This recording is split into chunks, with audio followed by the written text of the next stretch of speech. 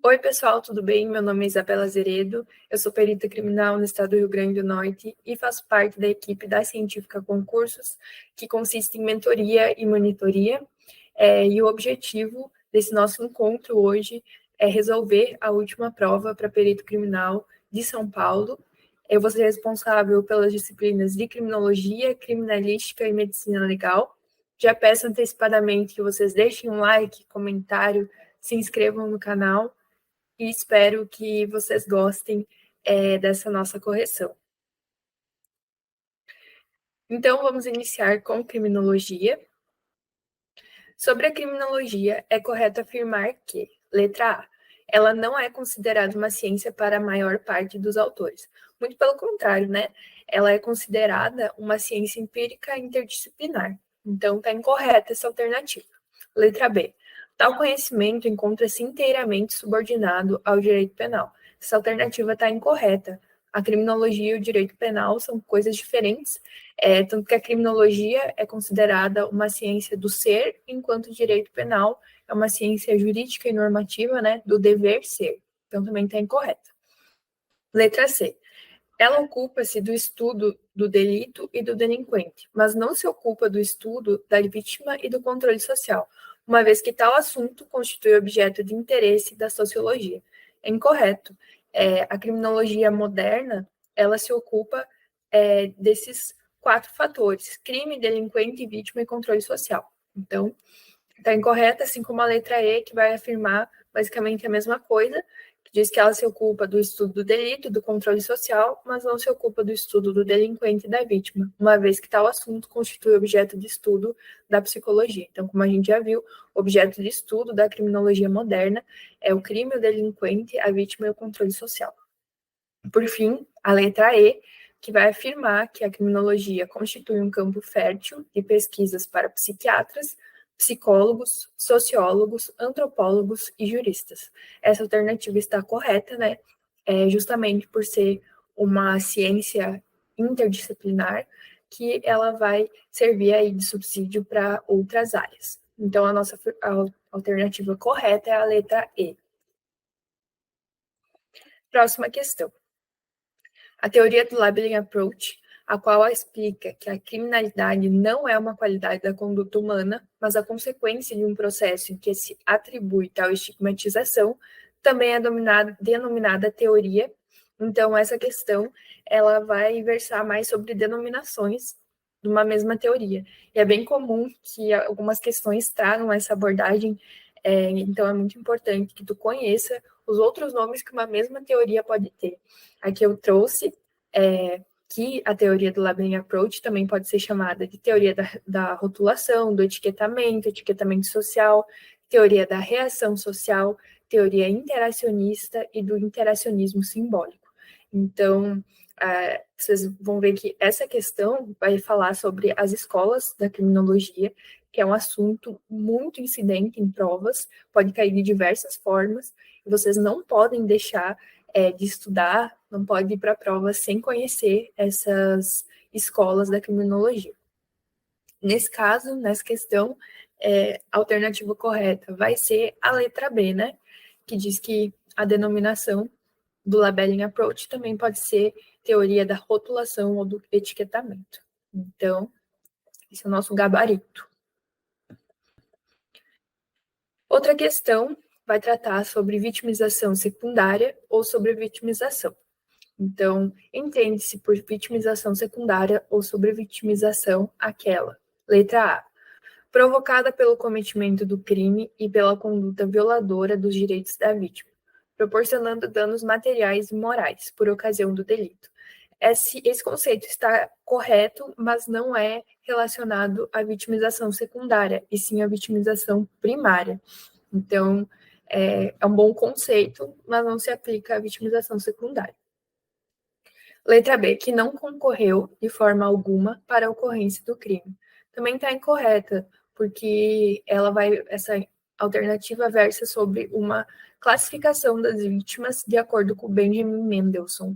Então, essa alternativa fala sobre a vítima ideal ou completamente inocente. Também pode aparecer na nossa prova aí sobre essa classificação do Benjamin. A VUNESP costuma trazer diversas abordagens da criminologia, então é muito importante que a gente faça um estudo que realmente contemple todos os assuntos. Letra C, que de modo voluntário ou imprudente colabora com o ânimo criminoso do agente. Também não tem a ver com essa classificação de vitimização, né, primária ou secundária, mas sim sobre a classificação das vítimas, também de acordo com Benjamin. Então, ela está incorreta e se trata de vítima mais culpada que o delinquente ou vítima provocadora. Letra D, que ocorre no meio social em que vive a vítima e é causada pela família, por grupo de amigos, etc. Essa vitimização é a vitimização terciária. Também é um bom conceito, mas não se trata da vitimização secundária que o nosso comando pede. Por fim, a letra E diz que essa vitimização secundária é causada pelos órgãos formais de controle social ao longo do processo de registro e apuração do delito, mediante o sofrimento adicional gerado pelo funcionamento do sistema de persecução criminal. Perfeito. Esse é o conceito de vitimização secundária. Então, esse é o nosso gabarito.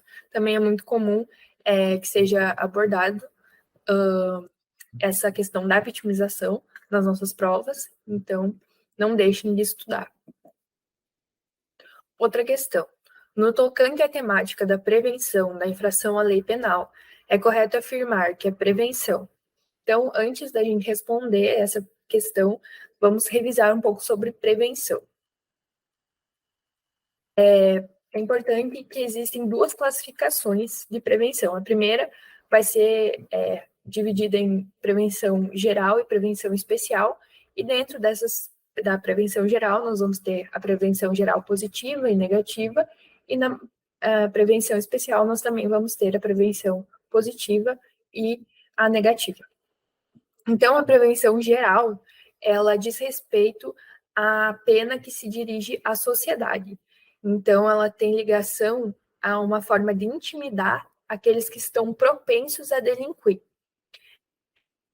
E é subdividida em prevenção geral negativa, que o Estado vai exercer uma coação psicológica nos cidadãos por meio das normas penais, visando incutir o pensamento de que o crime não compensa. E a prevenção geral positiva, ela visa demonstrar e reafirmar a existência, a validade e a eficácia do direito penal. Então, recapitulando, temos a prevenção geral, a positiva e a negativa. A prevenção geral, como um todo, vai se destinar à sociedade. A prevenção geral negativa tem aquele aspecto de coação dos cidadãos, de mostrar que o crime não compensa, enquanto a prevenção geral positiva, ela visa reafirmar e demonstrar a importância e eficácia do direito penal.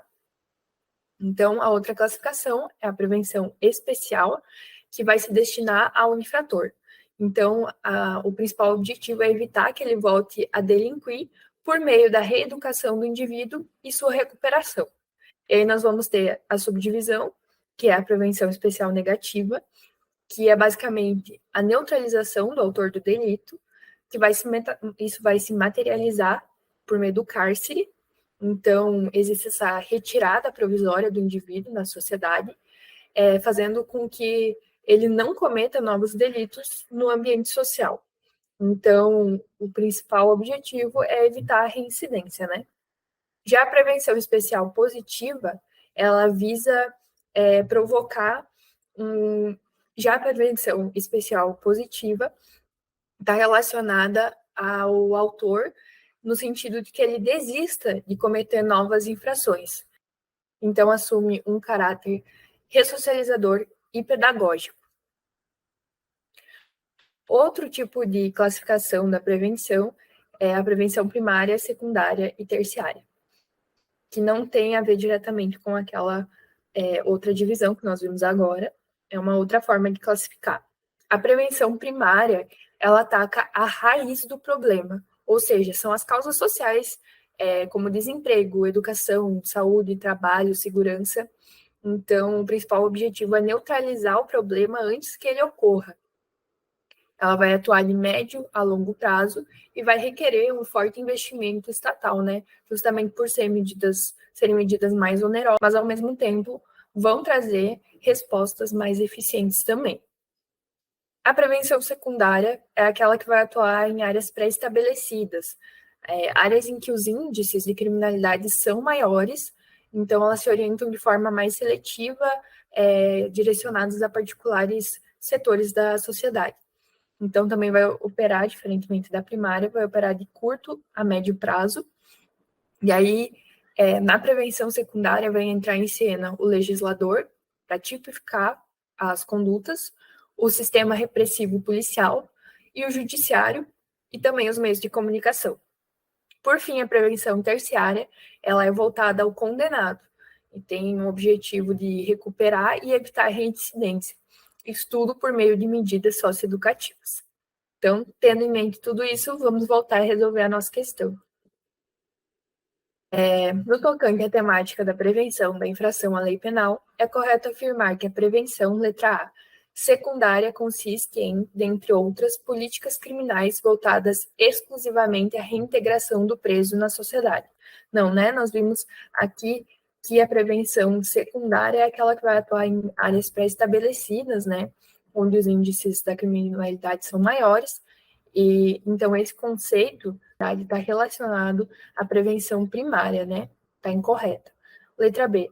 Prevenção terciária consiste em políticas públicas de conscientização de todos os cidadãos quanto à importância de se cumprirem as leis mediante fornecimento de serviços públicos de qualidade, tais como saúde, educação e segurança. É um ótimo conceito, mas não está relacionado à prevenção terciária, mas sim à prevenção primária. Então, está incorreto. Letra C. A prevenção geral busca, por meio da pena, intimidar os indivíduos propensos a delinquir, inibindo-os de transgredir a lei penal. Então, ela está correta, realmente, trata-se da lei, trata-se da prevenção geral. Então, esse é o nosso gabarito. Vejam que nessa questão eles misturam as classificações e aí cabe ao candidato saber diferenciá-las. Letra D. A prevenção geral negativa busca, por meio da pena, a reeducação e a ressocialização do criminoso. É um bom conceito também, mas ele não está relacionado à prevenção geral negativa, e sim à prevenção especial positiva. Então, está incorreto. Letra E. A prevenção primária consiste em, dentre outras, ações policiais de repressão às práticas delituosas. Está incorreta. Essa seria a prevenção secundária, né? Então, nosso gabarito é a letra C. Antes de passarmos para a criminalística, é importante a gente analisar que nessa última prova, os assuntos de criminologia foram bem variados, então eles pegaram um pouco de cada assunto do edital, não focaram num assunto só, e é importante para que a gente tenha essa preparação não focada realmente em um só assunto, que esse sempre cai, esse é o mais incidente, beleza, mas a VUNESP tem um perfil de abordar várias nuances da criminologia. Então, é muito importante que tu estude os diversos tópicos. Provavelmente não vai cair de uma forma extremamente aprofundada, mas é necessário que tu tenha um conhecimento geral sobre cada um deles, né? E agora vamos dar início à criminalística. Primeira questão de criminalística vai falar aí sobre o conceito de criminalística. Criminalística é a disciplina que tem por objetivo, com relação ao crime ou à identidade do criminoso, letra A, o reconhecimento e a interpretação dos indícios materiais extrínsecos, está correto. Lembrando que muitas vezes as bancas gostam de tentar confundir o candidato com a palavra extrínseco e intrínseco. Realmente, a criminalística trata aí dos vestígios extrínsecos, enquanto a medicina legal, por exemplo, vai trabalhar muito mais os vestígios intrínsecos. Então, muito cuidado, que eles gostam de confundir, e é uma questão relativamente fácil, né? É bem tranquilo. Letra B, o reconhecimento e análise dos fatos materiais intrínsecos, não, já vimos que não é da alçada da criminalística. Letra C, possibilitar a aplicação de teorias criminológicas no evento, isso tem a ver com a criminologia. Letra D, aplicar por via indireta, exame, a dogmática penal processual penal. Também incorreta, não tem a ver com a criminalística, essa deve ser um conceito de outra disciplina. E letra E, exercitar a ciência enquanto realidade normativo legal. Também está incorreta, não é da criminalística. Então, a alternativa correta é a letra A, né? Próxima questão. O exame de corpo de delito e outras perícias serão realizados por perito oficial portador de. Aqui a gente pode ver a tradução do que a gente sempre fala, né? Que a criminalística e o direito processual penal estão bastante interligados, porque a criminalística vai beber muito da fonte do Código de Processo Penal. Então, essa questão é a letra da lei. É aquele artigo 158 do CPP que está sempre presente e não tem como tu ir fazer uma prova de perito sem saber aquele artigo de cabo a rabo. Então, vamos responder essa questão com base nesse artigo 158 do CPP. Letra A, notável saber técnico jurídico forense. Letra B, especialização na área de aderência técnico-científica. Letra C, termo técnico de compromisso de encargo. Letra D, diploma de curso superior. E letra E, certificado de conclusão de curso técnico de capacitação em perícias. A única alternativa que está no nosso CPP, que tem o resguardo legal, é a letra D. Então, é o nosso gabarito, diploma de curso superior. Próxima questão.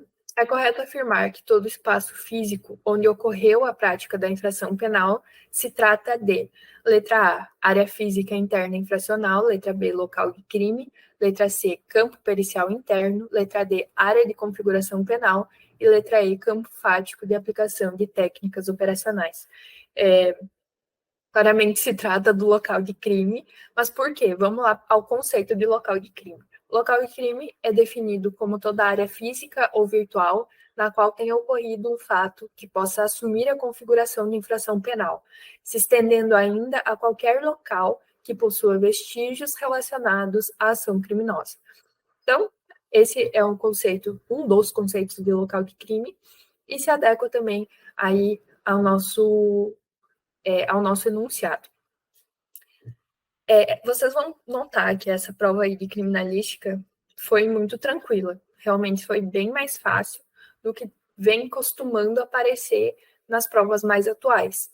Então, não se baseiem para estudar criminalística apenas nessa última prova de perito de São Paulo, porque a VUNESP vem trazendo um perfil de dificuldade muito maior.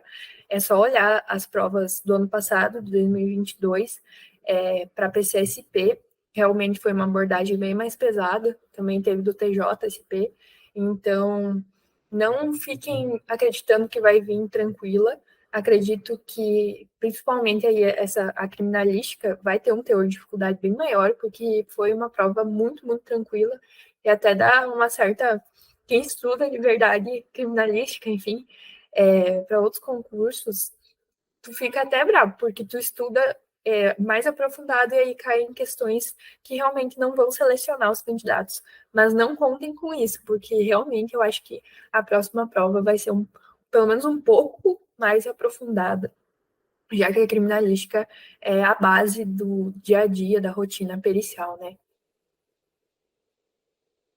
Próxima questão. Isolamento considerando-se um levantamento pericial eficaz, A. Vocês vão ver que essa questão, ela tem, na verdade, um certo conflito conceitual. Por eliminação, a gente vai chegar à alternativa correta, que a banca deu, mas realmente, se a gente for pegar a doutrina criminalística, tem um certo conflito, e aí a gente vai entender por quê. Letra A, sensibilidade técnica diante do evento infracional, sabemos que não, está incorreta. Letra B, terceira fase do levantamento pericial, também não. Letra C, proteção a fim de que nada se modifique na cena do crime. Letra E, segunda e conclusiva fase da identificação pericial, nada a ver. Letra E, observância de regras primárias no exame pericial, também não. E aí a gente fica com a letra C, né? Que é a mais óbvia, assim, e também por eliminação a gente chega nela. Só que qual que é o problema? Esse conceito, ele está mais relacionado à preservação do que isolamento. O isolamento tem mais a ver com a delimitação física do local, enquanto a preservação é, de fato, essa proteção do local para que não seja alterado, né? Tem esse conflito aí conceitual, mas a gente acaba chegando na alternativa, mas é importante que a gente saiba diferenciar isolamento de preservação. Também reforço com vocês na outra questão sobre local de crime, é muito importante que a gente saiba a classificação do local de crime, aí é o conceito, mas talvez na próxima prova venha aí classificações do local de crime, que são várias classificações, e é preciso ter em mente para não se confundir. E acho que é isso, essas são as minhas considerações em relação à última prova de criminalística. A última questão. O Código de Processo Penal determina que, na presença de vestígios, é indispensável, sob pena de nulidade, também a letra da lei, é o artigo 158, como eu digo, a prova de criminalística vai ser quase que, na sua totalidade de vezes, assim, baseada no Código de Processo Penal. Então, não tem como tu ir sem saber esse artigo aí, que é o clássico das provas de perito. Então, tem que estar tatuado na tua mente. É o artigo que diz que, quando a infração deixar vestígios, é indispensável o exame de corpo de delito, direto ou indireto, não podendo supri-lo a confissão do acusado. Então, pode ocorrer um desmembramento aí desse artigo. Por exemplo, saber o que é o corpo de delito em si, o que seria o corpo de delito direto, indireto, e essa parte aí de não podendo suprir a confissão do acusado. Então, nessa questão, a gente já consegue chegar na letra B, que é o nosso gabarito, pela leitura do nosso Código de Processo Penal. E agora vamos responder as questões de medicina legal. Um homem de 25 anos de idade, internado na UTI, em coma 5 meses por trauma crânioencefálico secundário a atropelamento, morre por tromboembolia pulmonar decorrente de estase sanguínea pela imobilidade prolongada. A natureza da morte e a instituição que deverá emitir a declaração de óbito são, respectivamente. Então, a gente vai ver aí que nesse enunciado tem várias palavras difíceis e que podem ser até desconhecidas pelo pessoal que não é da área da saúde. Mas o que a gente tem que se atentar é que esse homem ele foi parar na UTI devido a um atropelamento. Então, a causa mortes foi o atropelamento, né? Querendo ou não, esse é o nexo causal. Então, o cadáver vai ter que ser encaminhado para o Instituto Médico Legal. E aí, essa é uma questão interessante, porque vem caindo várias vezes ultimamente para o candidato saber diferenciar quando um cadáver vai ser encaminhado ao serviço de verificação de óbito e quando vai ser encaminhado ao IML. O serviço de verificação de óbito, ele vai ser encarregado de exames dos corpos de pessoas que morrem sem uma assistência médica ou por causas naturais desconhecidas, enquanto o IML vai ser responsável pelo exame de cadáveres daquelas pessoas que foram vítimas de uma ação externa, né, uma violência externa, que seria a morte violenta. Então, o gabarito da nossa questão é a letra A. A classificação da impressão digital representada a seguir é do tipo. Então, vamos analisar essa imagem. Aqui, nós temos um delta e aqui nós também temos um delta. Então, quando nós temos a presença de dois deltas na impressão digital, ela vai ser classificada como verticilo. Esse é o tipo fundamental, né, do Vucetich. Também é muito importante, é um clássico aí das provas de perito. O arco é quando o delta está ausente, então é a ausência do delta. A presilha externa é quando o arco se encontra à esquerda. Delta interno não é uma classificação dos tipos fundamentais. E a presilha interna é quando o delta está à direita. Eu lembro do externo à esquerda porque ambas as palavras começam com a letra E, né? Então, é um pequeno macete. E a resposta da nossa questão é a letra E, né?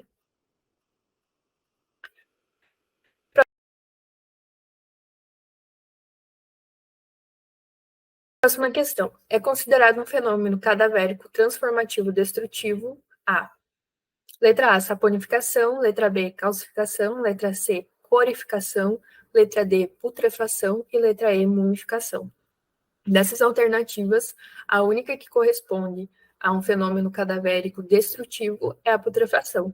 Lembrando que a putrefação vai ter toda aquela marcha da putrefação, iniciando com a fase de coloração, que é característica a mancha verde abdominal, que surge pela decomposição da hemoglobina pelas bactérias que se localizam no intestino grosso, justamente nessa porção que é denominada região da fossa ilíaca direita.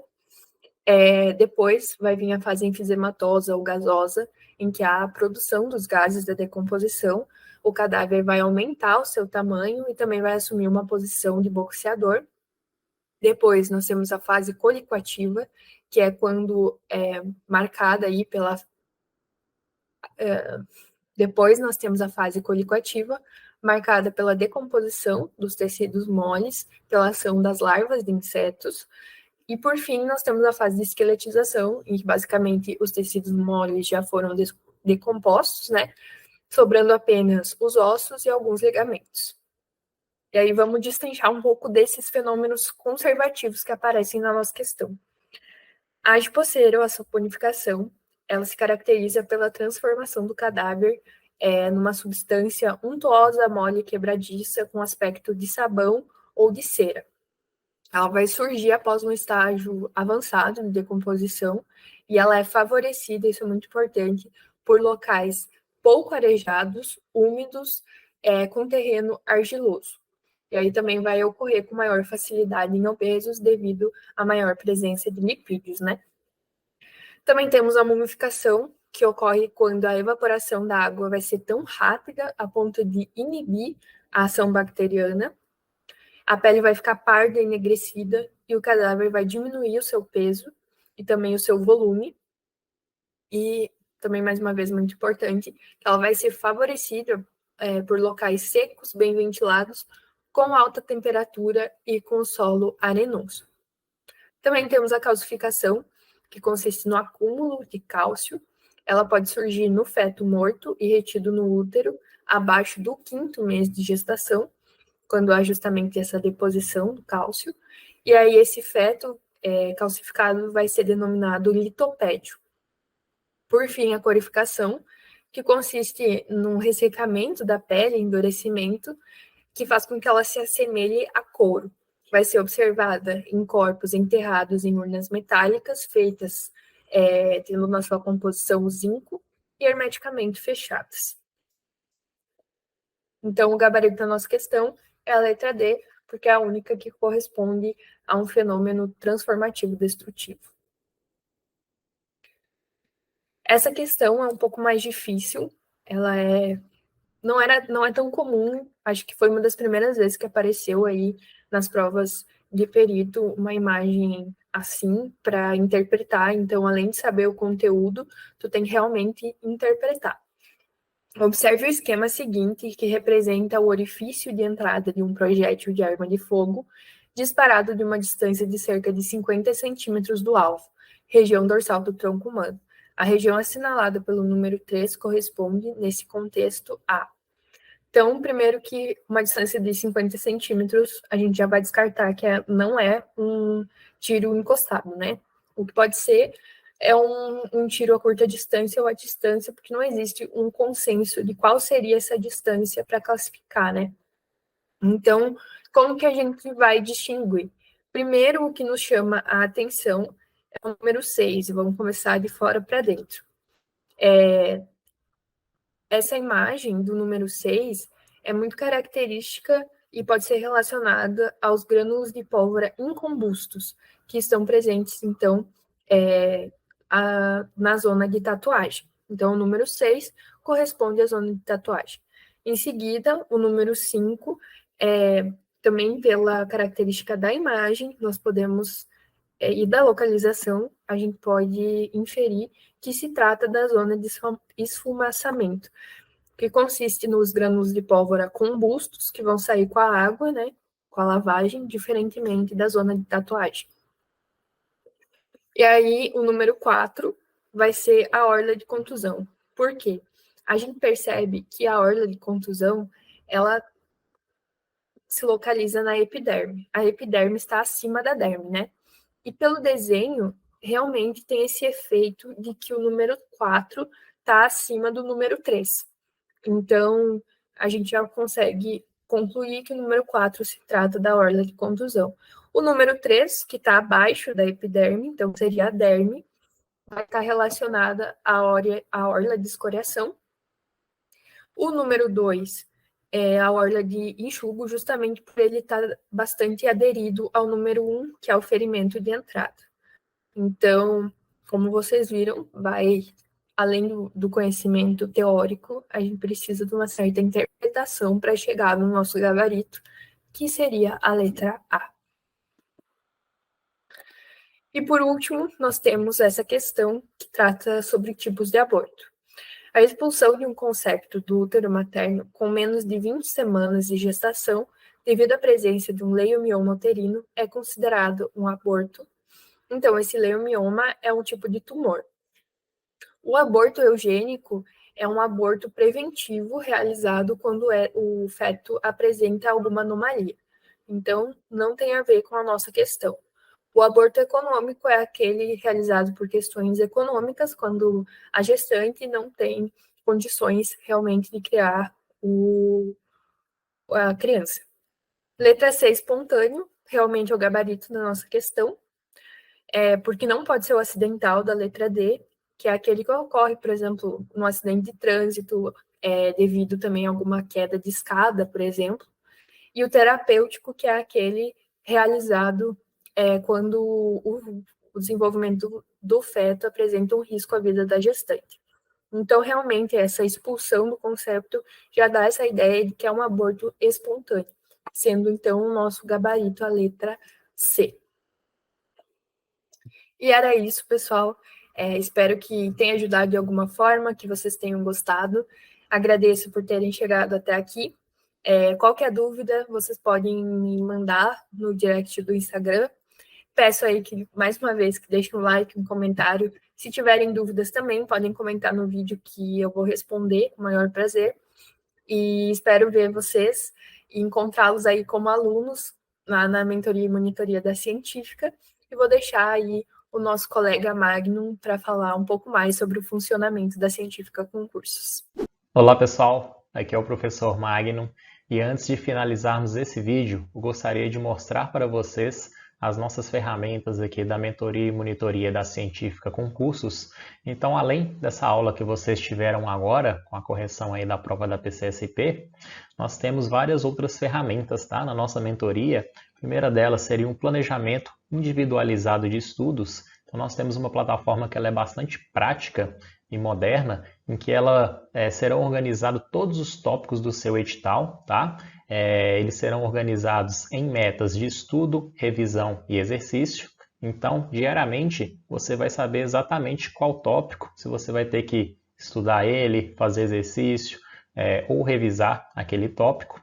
Nós fazemos esse planejamento, então, individualizado de estudos, tanto para o pré quanto para o pós-edital.